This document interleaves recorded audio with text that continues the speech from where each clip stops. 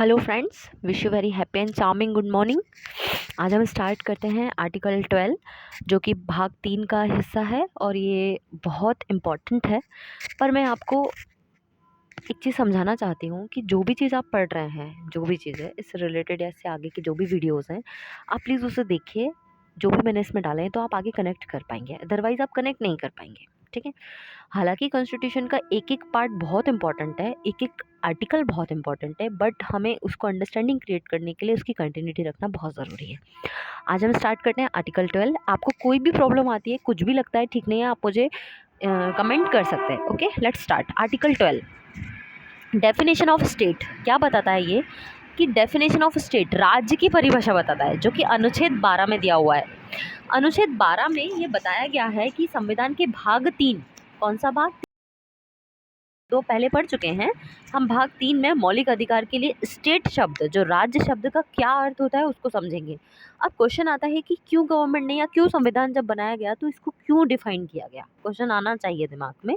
तो देखिए, जो पूरा ओवरऑल होल सोल जो कंट्रोल है इंडिया के ऊपर वो गवर्नमेंट का ही है। बट ऑब्वियसली हर कंट्री की अपनी गवर्नमेंट है। पर गवर्नमेंट में जो स्टेट होता है, जो राज्य होता है, राज्य के ऊपर गवर्नमेंट की कंट्रोल होती है। मतलब राज्य अपने आप में सरकार होता है, सरकार अपने आप में राज्य होती है। ठीक है।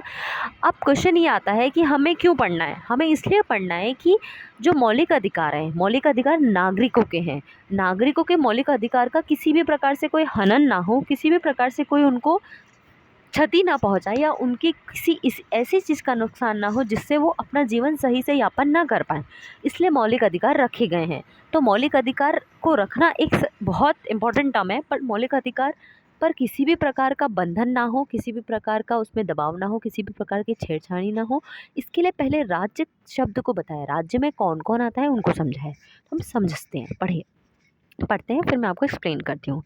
अनुच्छेद 12 के अनुसार राज्य में शामिल हैं भारत सरकार, गवर्नमेंट ऑफ इंडिया, राज्य सरकार, स्टेट गवर्नमेंट, संसद, पार्लियामेंट ऑफ इंडिया। बहुत धीरे धीरे समझिए। अनुच्छेद 12 के अनुसार राज्य में शामिल है, पहला भारत सरकार। कौन? भारत सरकार। एक सेकेंड, गलती हो गई मुझसे। हाँ, देखो फर्स्ट उसमें क्या लिखा हुआ है, भारत सरकार है पहला। दूसरा स्टेट गवर्नमेंट मतलब राज्य सरकार है। पार्लियामेंट है। उसके बाद कौन है? पार्लियामेंट के बाद कौन है? पार्लियामेंट के बाद राज्य विधानमंडल है। इसके बाद भारत के क्षेत्र में आने वाले सभी स्थानीय प्राधिकरण जैसे नगर पालिका, पंचायत, नगर निगम, जिला परिषद आदि, ये सभी राज्य में शामिल है।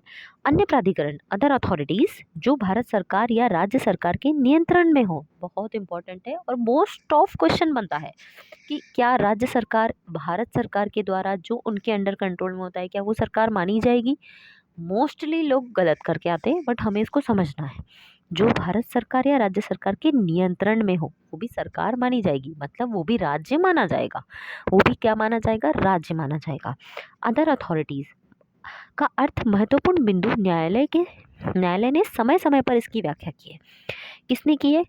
सुप्रीम कोर्ट ने इसके बारे में बहुत अच्छे से डीप अंडरस्टैंडिंग क्रिएट की है कि क्या होती है अदर अथॉरिटीज। इसके अंतर्गत आते हैं सरकारी कंपनियां। कौन कौन?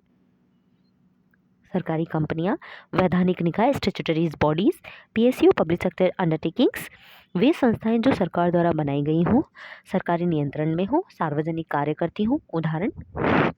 उदाहरण देखिए, LIC, life insurance corporation, ONGC, भेल, एम्स, यूजीसी, आरबीआई आदि। अब समझना, एलआईसी जो है वो कोई गवर्नमेंट का एग्जैक्टली डायरेक्ट नहीं है, गवर्नमेंट कंपनी है, बट गवर्नमेंट की उसके ऊपर कंट्रोल है। तो वो गवर्नमेंट को डायरेक्टली क्या करती है, राज्य को डायरेक्टली क्या करती है, इंगित करती है। ओएनजीसी, उसके बाद भेल, उसके बाद एम्स, यूजीसी, आरबीआई एक्सेट्रा। अनुच्छेद 12 का महत्व समझते हैं। अनुच्छेद 12 में क्या दिया हुआ है, अब उसको आगे देखते हैं। नेक्स्ट देखो, अनुच्छेद 12 का महत्व, मौलिक अधिकार केवल राज्य के विरुद्ध ही लागू किया जा सकता है। 12 मतलब राज्य, अगर राज्य के जो जिन जिन लोगों का मैंने आपको बताया कि जो पार्लियामेंट के हैं, जो मिनिस्टर्स हैं, जो कि स्टेट गवर्नमेंट है, सेंट्रल गवर्नमेंट है, लेजिस्लेटिव असेंबलीज हैं, पार्लियामेंट, लोकसभा, राज्यसभा, ये सब राज्य में आते हैं। इनके विरुद्ध अगर ये कुछ ऐसा करते हैं जिससे नागरिकता के ऊपर, भारत के नागरिकों के मौलिक अधिकार के ऊपर किसी प्रकार की कोई प्रॉब्लम क्रिएट होती है, उनके हनन होता है, तो इनके ऊपर हम क्या कर सकते हैं, क्लेम कर सकते हैं, हम केस फाइल कर सकते हैं। मैं आपको इसके एग्जाम्पल आगे बताऊंगी। यदि कोई संस्था अनुच्छेद 12 के अंतर्गत राज्य है तो वह मौलिक अधिकारों का उल्लंघन नहीं कर सकती। वह किसी भी कारण से मौलिक अधिकारों का हनन या उल्लंघन नहीं कर सकती। नागरिक न्यायालय में रिट याचिका दायर कर सकता है। वो व्यक्ति न्यायालय में जाकर के रिट रिट होती है, 5 रिट होती है, मैं आपको बताऊंगी। वो उसमें से जो एक रिट उसमें फॉलो होगी वो आप न्यायालय में जाकर के दाखिल कर के देखते हैं। मैं आपको इसको इंग्लिश में बताने की कोशिश करती हूँ ताकि हिंदी इंग्लिश कंबाइन हो जाए। Article 12 of Indian constitution, detail explanation. Article 12 is a very important article because it define the term state. ये किसको डिफाइन करता है? स्टेट को। For the purpose of fundamental right, part 3 of an constitution, fundamental right can be enforced only against the state. ये सिर्फ किसके against काम करेगा? स्टेट के अगेंस्ट काम करेगा। बट हमें ये भी समझना बहुत जरूरी है कि स्टेट क्या है। Not against the purely private individual, किसी एक प्राइवेट इंडिविजुअल के अगेंस्ट काम नहीं करेगा। Exact text in simple words. For part 3 the word state include the government of India first, second the parliament of India, third government of each state, state legislative, all local authorities, all other authority within the territory of India और under control of government of India.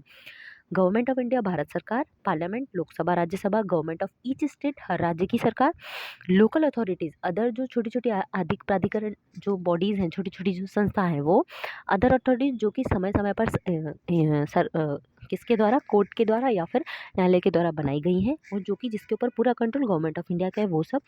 Y article 12 is important? Fundamental right article 14 to 32, हमारे जो नागरिक के fundamental जो मूल अधिकार हैं 14 से 32 तक, उसमें कुछ चीज़ें लिखी हुई हैं जो कि किसी भी प्रकार से उनका यदि हनन होता है, उल्लंघन होता है, इफ़ इट इज़ डिसमिस्ड और if it is affected by any kind of a may be said that any kind of act or any kind of a bill or any kind of a rule can enhanced by the parliament, it can be directly sued by the general public or a people who is suffering from the fundamental right can be enforced, can be suffered। देखते हैं। Fundamental right, Article 14 to 32 protects citizen from the actions of a state. To know the actions whom a citizen can file a writ petition, we must first know who is a state। तो हमें ये समझना पड़ेगा state क्या है। Article 12 वो क्या कर सकता है? रिट फाइल कर सकता है। Article 12 act as a gateway to a part third का गेटवे है, मुख्य द्वार है। Component of state under article 12, government of India include president. अब देखो गवर्नमेंट ऑफ इंडिया का भी एक्सप्लेनेशन है, बहुत अच्छे से मैं आपको समझा रही हूँ, बहुत इंपॉर्टेंट टॉपिक है, समझ लीजिए। गवर्नमेंट ऑफ इंडिया में क्या आता है? सबसे पहले प्रेसिडेंट, काउंसिल ऑफ मिनिस्टर और सेंट्रल गवर्नमेंट डिपार्टमेंट। पहला 3 चीज़ें आती हैं, प्रेसिडेंट राष्ट्रपति, काउंसिल ऑफ मिनिस्टर जितने भी मिनिस्टर्स हैं, जितने भी मंत्रिपरिषद है, सेंट्रल गवर्नमेंट के डिपार्टमेंट, सारे डिपार्टमेंट ये किस में आते हैं? गवर्नमेंट ऑफ इंडिया में आते हैं। ठीक है। सेकंड क्या है? Parliament of India. वो सीधी सी बात है, पार्लियामेंट ऑफ इंडिया में लोकसभा राज्यसभा।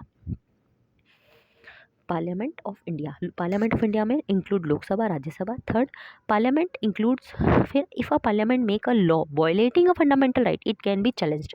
अगर पार्लियामेंट किस ऐसा प्रकार का लॉ बनाती है जो कि फंडामेंटल राइट को वायलेट करता है, किसी प्रकार से उसका हनन करता है, या फिर उसके ऊपर किसी भी प्रकार से ऐसा कुछ होता है जिससे भविष्य में भी कोई नागरिकता के अधिकारों के मूल अधिकारों का हनन हो सकता है, तो उसके ऊपर हम क्या कर सकते हैं? हर एक नागरिक उसके ऊपर स्यू कर सकता है, उसको चैलेंज कर सकता है कोर्ट में।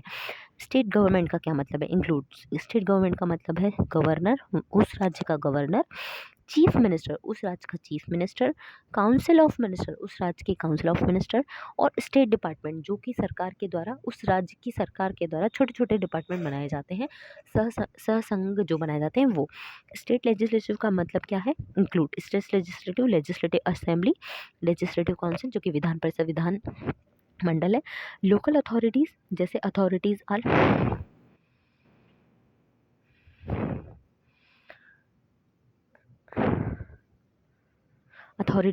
local authorities legally created to administer local areas like example municipal corporation। local authorities कौन कौन सी हो सकती है? हमें पता है, जो कि कहीं ना कहीं मूल अधिकारों का हनन करती हैं, इसीलिए ये बनाया गया है, इसीलिए इसको क्लियर किया गया है। पहला म्यूनसिपल कॉरपोरेशन, म्यूनसिपलिटीज़, पंचायत, जिला परिषद, कंटेनमेंट बोर्ड की फीचर्स, ये सारी चीज़ें किस में आती हैं? लोकल अथॉरिटीज़ में आती हैं। कौन कौन सी?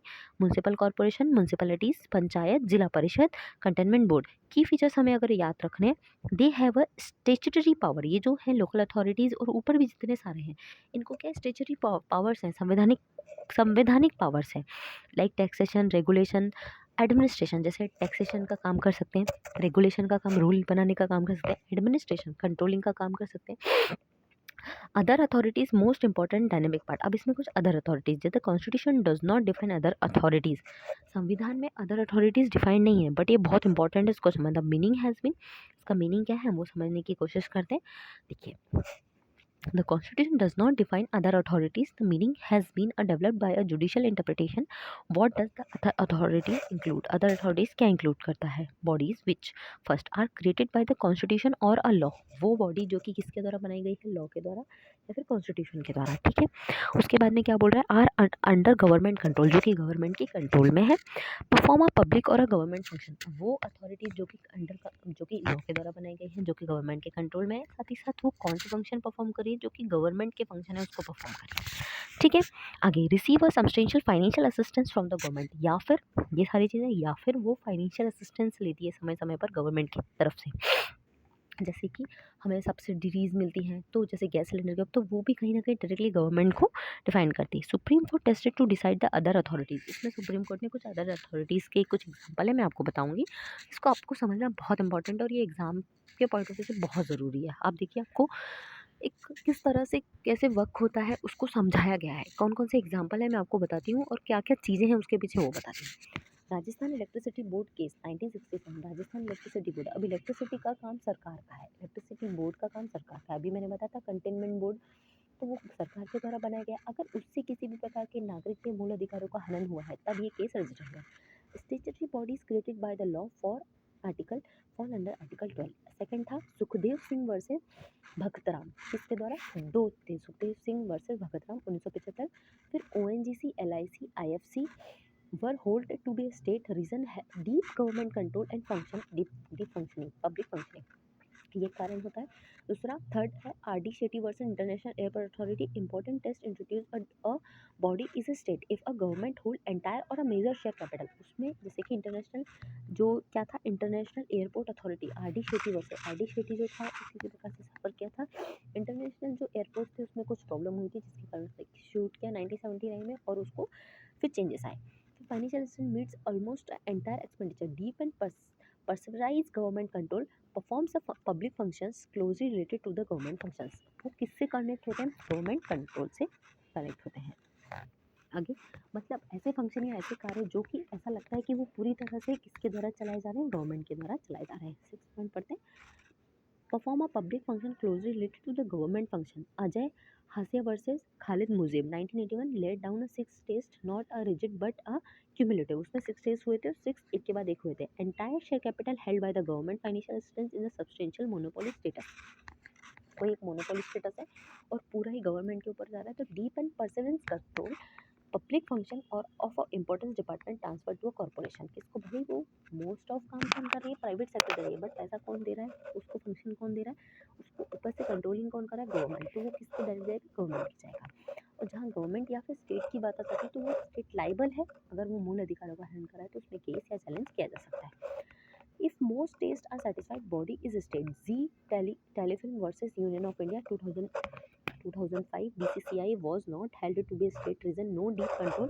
BCCI कोई स्टेट में नहीं आता है, इसकी कोई डीप कंट्रोल नहीं है। Article 12, private bodies, private individual are generally not state, but private bodies perform public duties can be subjected to writ jurisdiction under article 226, though they may not be a state under article 12। अगर वो किसी article के तहत कुछ ऐसा काम करते हैं प्राइवेट जो कि उनको बाउंड है तो वो कर सकती हैं, बट वो स्टेट नहीं कहलाएंगी। बॉडीज नॉट कंसिडर्ड स्टेट, कौन से ऐसी बॉडीज हैं जो स्टेट नहीं कहलाती, वो भी जानना बहुत ज़रूरी है। प्राइवेट कंपनीज, भले उसको कहीं ना कहीं सिस्टम्स कौन दे रहा है? गवर्नमेंट, बट वो प्राइवेट बॉडीज़ हैं, ठीक है। वो टैक्सेस के थ्रू या फिर देती हैं, ज़्यादा पैसा देती हैं टैक्सेस के थ्रू, या फिर वो शेयर कैपिटल होल्ड करती हैं, या फिर बहुत ज़्यादा डेट लॉन्च करती हैं, तो ये किसके अंदर आता है? गवर्नमेंट के अंदर। गवर्नमेंट के अंदर नहीं आता है, सरकार के अंदर या स्टेट के अंदर नहीं आता है। Privately educational unless heavily government control, private educational institute है, अगर वो गवर्नमेंट के द्वारा कंट्रोल नहीं है तो वो नहीं आएगा स्टेट के अंदर। एनजीओ विदाउट गवर्नमेंट कंट्रोल, ऐसे एनजीओ जो गवर्नमेंट के कंट्रोल में नहीं है वो भी स्टेट के अंदर नहीं आएंगे। रिलेशन बिटवीन आर्टिकल 12 मैं आगे आपको कंटिन्यू करूँगी, अभी के लिए